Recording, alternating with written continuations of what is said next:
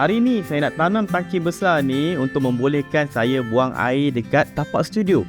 Kenapa? Sebab bila kita buang air, najis kita tu akan masuk ke sistem septik macam ni. Ada tangki septik dan lubang resapan.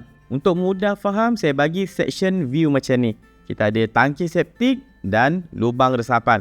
Alright. First, najis kita tadi tu akan masuk ke sistem septik ni semua melalui pipe ini.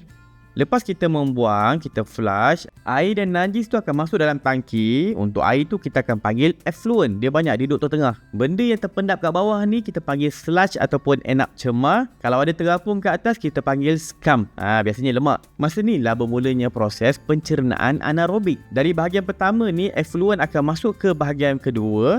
Yang sisa-sisa tadi banyak tinggal kat bahagian pertama. Bahagian kedua ni jadi air tu semakin bersih. Proses ni akan terus berlaku tau. Dan result dia, air yang keluar dekat pipe outlet kita ni akan pergi ke lubang resapan untuk diserap oleh tanah. Macam sebelum ni saya dah buat gali lubang, letak palung konkrit dan plannya untuk bagi air tu slowly diserap oleh tanah. Tapi untuk tangki septik saya gunakan yang jenis silinder polimer ni. Ada sirim, luluspan dan disponsor oleh ATKC E-Warehouse. Dia orang hantar ni 4 bulan lepas tapi saya tak tanam lagi. Saiz yang dia orang bagi adalah 3-6. Maksudnya sesuai untuk 6 orang dewasa. Kalau tadi saya tunjuk sistem septik yang jenis 2 kotak ni, sekarang saya guna yang silinder menegak. Dia lebih kurang je. Air dengan najis tu mesti masuk daripada pipe ini. Kita ada effluent, ada scum kat atas. Sisa pepejal akan turun dan mendap dekat bawah jadi sludge. Alright, ni sama macam tadi. Cuma dia adjust sikit design ni supaya effluent tu masuk dekat kompartmen kedua yang kecil kat tepi. Kat sini akan ada biofilter media untuk menambah luas permukaan. Dia akan wujudkan banyak biofilm supaya koloni bakteria tu banyak. Lagi banyak bakteria, lagi cepat air tu dibersihkan. Air yang dah dibersihkan tu akan keluar pula dekat pipe outlet, pergi ke lubang resapan. Itu plan awal saya lah. Tapi bila saya tengok lubang yang saya akan tanam tangki septik ni, ada air kat situ, jadi peringgi. Patutnya saya request yang berdata macam ni supaya tak perlu gali dalam sangat. Tapi dah ada, kita anggap sebagai cabaran lah. Bila saya cekkan lubang tu kan, saya rasa air sampai sini, jumpa lumpur. Bila saya tolak dalam sikit kat lumpur tu, jumpa pasir keras sikit. Jadi lapisan tanah saya ni ada tanah liat, pasir, bawah lagi saya tak tahu apa. Kalau tengok dari batten saya ni kan, kedalaman air tu dalam lebih kurang 1 kaki. 1 kaki lagi adalah tanah liat yang dah jadi lumpur sebab lama kat situ. So, kalau saya gambarkan situasi saya ni, air dekat bawah, tanah ke atas. Untuk memudahkan kerja saya nak naikkan sistem septik ni atas sikit. Lebih sikit lah daripada paras air. Sebab nanti bila musim hujan, water table ni akan naik. Tapi buat masa sekarang, saya biar atas sikit dia supaya mudah buat concrete slab tanpa dikacau oleh air. Itu tangki septik. Untuk kita punya lubang resapan, saya tak boleh guna macam ni. Sebab nanti air najis kita tu akan keluar masuk dekat air bawah tanah. Habislah air bawah tanah kotor. Jadi tak boleh guna cara ni. Solusi yang saya nak gunakan adalah dengan buat elevated leach field ataupun lapangan resapan yang ditinggikan. Tadi lubang resapan, ini lapangan resapan. Effluent akan keluar daripada outlet sama macam sebelum ni. Dia dah bersihkan kat situ, keluar kat sini. Tapi tak adalah bersih sangat. Still ada bakteria dengan sisa sikit. Cuma bila ada lapangan yang lebih luas macam ni, saya akan isi pasir, batu semua. Air yang turun melalui graviti ni, dia akan ditapis oleh tanah-tanah ni. Ada banyak mikrob lagi. Dia proses urai-urai macam-macam, baru masuk dekat air bawah tanah. Jadi tak kotor. Dan sebahagian besar air itu akan diserap oleh medium yang kita dah tinggikan ke atas ni. Sisa dalam air itu akan terus terurai dan dilepaskan ke udara. Itu melalui proses penyejatan. Dalam masa sama, kalau ada rumput-rumput sini, ada pokok bunga, dia akan sedut air tu. Nutrien-nutrien tu dia akan ambil. Cuma problem bila kita dah tinggikan tangki septik kita ni, inlet kita ni dah tinggi. Jis dan air pula nak masuk situ kena ikut graviti. Jadi toilet kita tu kena tinggilah daripada inlet. Untuk kes saya tak ada masalah. Sebabnya lantai struktur saya nanti 1 meter tinggi daripada tanah. Jadi tak ada masalah backflow. Dia akan cantik je flush masuk ke dalam septik. Alright, plan dah ada. Sekarang kita buat kerja. First, lubang ni ada air. Disebabkan saya tak ada pump, kenalah saya buang manual.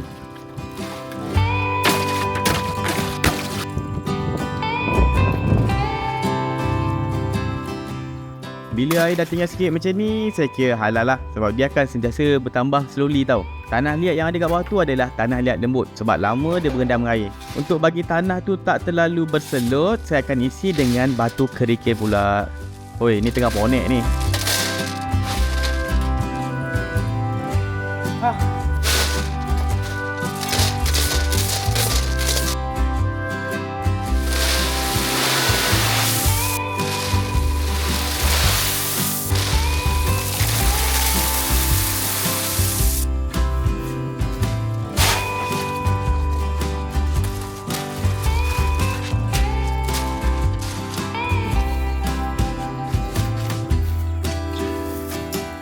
Bila bawah tu dah tak berselut sangat, saya akan letak precast slab pula bagi makin kukuh tapak tu sebelum saya tuang konkrit. Tapak konkrit untuk bawah ni saya plan nak dapat dalam 6 ke 7 inci punya tebal. Untuk bancuhan konkrit saya nak dapatkan kekuatan G25. Jadi nisbah yang saya gunakan adalah 1 simen, 2 pasir dan 3,5 ke 4 batu. Kali ni saya nak bancuh guna elektrik sebab alang-alang ada solar kat kereta saya. Tak lalu dah lah nak manual bancuh. Saya nak gunakan mixer.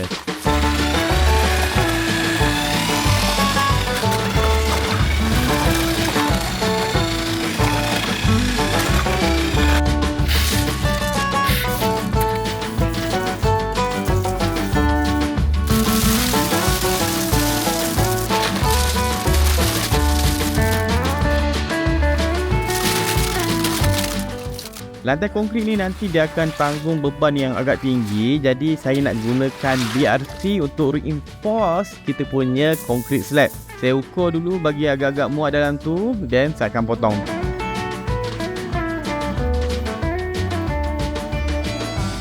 Saya akan tenggelamkan sikit BRC ni bagi semuanya kena dengan konkrit kita sebab nanti saya akan top up lagi. Saya nak dapatkan dalam 6 inci konkrit slab. Ini saya buat seorang-seorang tau. Possible sebab saya guna mixer dari Delhi ni.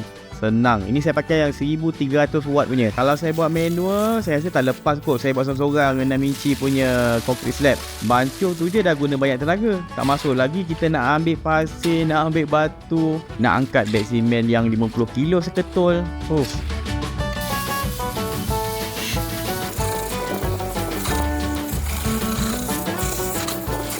Kalau korang tengah ucap kereta tapi tak boleh buat decision kan, boleh try Scroot. Korang boleh masukkan nombor plate kereta, lepas tu pilih jenis apa. Contoh kereta ni berdaftar di Malaysia, lepas tu saya nak pakai ni instant punya. Tunggu kejap dia proses, lepas tu kita akan dapat Scroot punya report. Nak tahu kereta ni pernah accident ke, kena banjir ke, pernah dicuri ke. Bila ada data gini, confident lah kita nak buat pilihan. Ini report instant lah, dia ada macam-macam fungsi lain lagi. Korang pergi je scroot.my. Okay, jom sambung.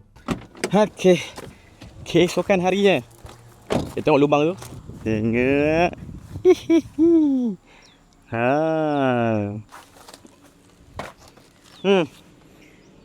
Barulah kukus. Tak ada tenggelam-tenggelam.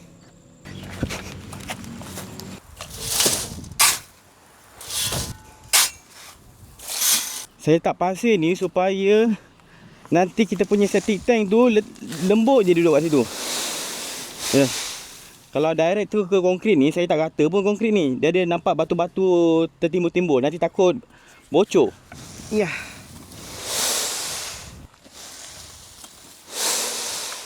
Saya levelkan sikit ala kadar agak-agak je ni. Then masuklah tangki septik. Korang tengok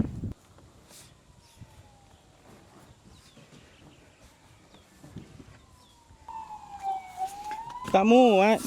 Aduh, padahal sebelum ni saya dah upah backhoe untuk gali lubang tangki septik. Ikut spek dia, tapi lepas 4 bulan, musim hujan, banjir, lubang tu jadi kecil lah. Tanah tu kan duk kembar kecut, nak memenuhi ruang. Aduh. Awkwardnya angle ni. Dah besar lubang, barulah saya dengan wife saya boleh masukkan tangki dalam lubang. Okey dah. Sebelum kita timbus balik tangki ni, wajib untuk kita isi air dulu. Kita tak nak tangki kemek bila ditimbus nanti. Dan ingat, pastikan arah inlet dengan outlet tu ikut kita punya plan. Saya nak buat leach field saya area situ, biar jauh sikit. Saya akan timbus balik menggunakan pasir lebih stabil, tak nak guna tanah liat sebab tanah liat mengembang. Masa awal ni saya akan check level dan adjust sikit tangki kita supaya dapat selevel yang mungkin lah. Sebab bawah tu pasir, kita boleh adjust lagi. Nanti kalau dah timbus penuh tak boleh adjust dah ni. Berapa tan air dalam tu?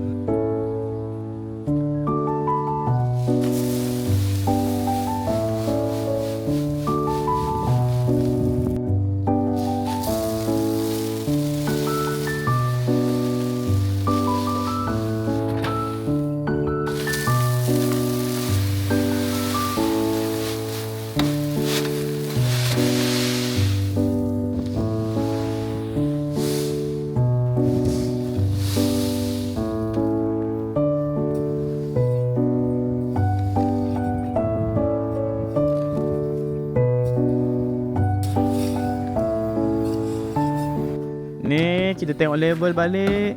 Agak-agak lah. Okey lah. Sikit lagi air. Alright. Yang ini saya akan tunggu dalam seminggu dulu bagi dia, sebab dia akan terpendap sikit tau. Saya nak biar seminggu, biar betul-betul dia dah stabil kedudukan dia. Baru saya nak buat ni, tembok sikit sini, isi balik pasir. Sebab septic tank ni kita perlu ditenggelami pasir ataupun tanah, supaya kita tak nak dia sentiasa expose saja. Kalau dia expose dengan UV je, takut berapa tahun je mungkin dah rosak, ada yang pecah ke apa, tak nak. Bila dah stabil kedudukan, tak tembok, isi pasir, tanah, baru saya nak buat laluan untuk ni, buang air. Alright, itu next bila kedudukan dia dah stabil, bagi saya nak buat ni sistem solar pula dekat saya punya store ni. Kalau sekarang kita tengok ini ada awning apa fly sheet besar ni kan, saya tak mau, saya nak buang. Saya akan gantikan dengan solar panel sebagai bumbung kat sini. Lindung. Jadi bawah tu akan redup. Solar panel akan jalan tenaga masuk ke dalam sistem solar dalam ini. Itu je, saya harap saya punya perkongsian ni bermanfaat. Kalau tengok banyak lagi education content yang menarik, boleh pergi ke YouTube channel Berani Buat. Subscribe sekali. Kalau nak support, pergi ke beranibuat.com/fasa3. Jumpa dalam next video. Saya Wan Syafiq. Assalamualaikum.